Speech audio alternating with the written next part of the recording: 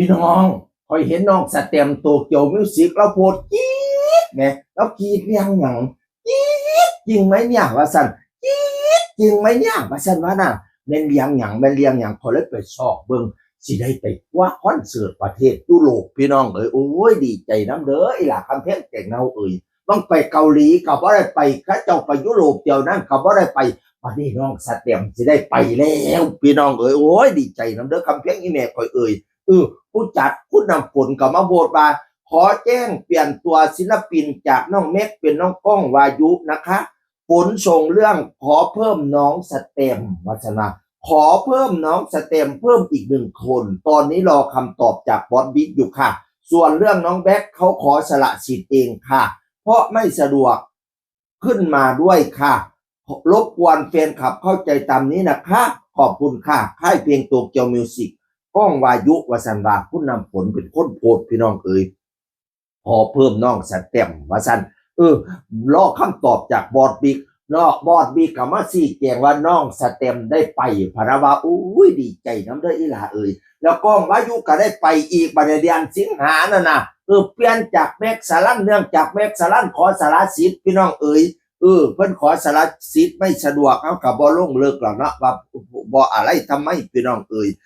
ดีใจมาดีใจน้องสเต็มโดเกี่ยวมิวสิกก้องวายุก็มาดีใจน้ำเจ้าของพร้อมวาสนาบักก้องคักมาสร้างว่าบ่อยากไปเมืองนอกแต่อ้าวว่าจะว่า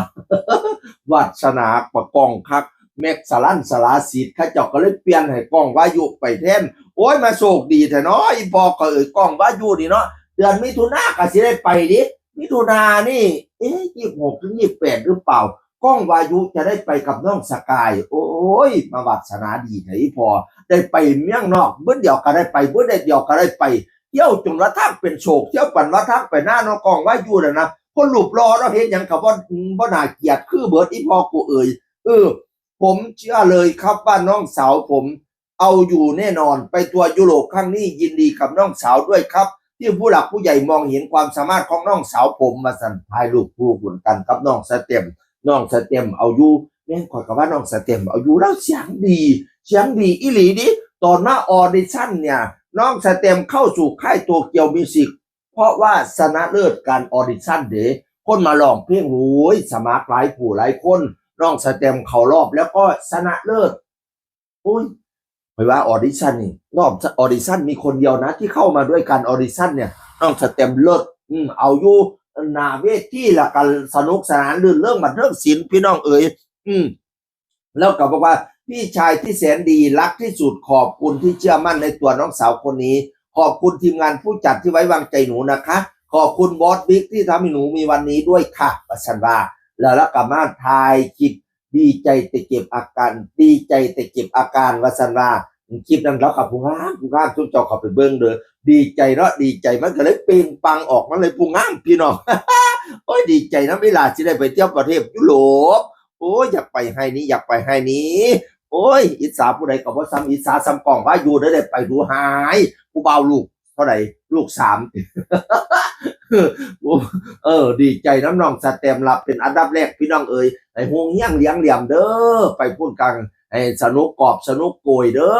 อเงินคำแก้วให้ไหลมากคือนำแจ้งไปแสดงทั้งคุณFCให้แตก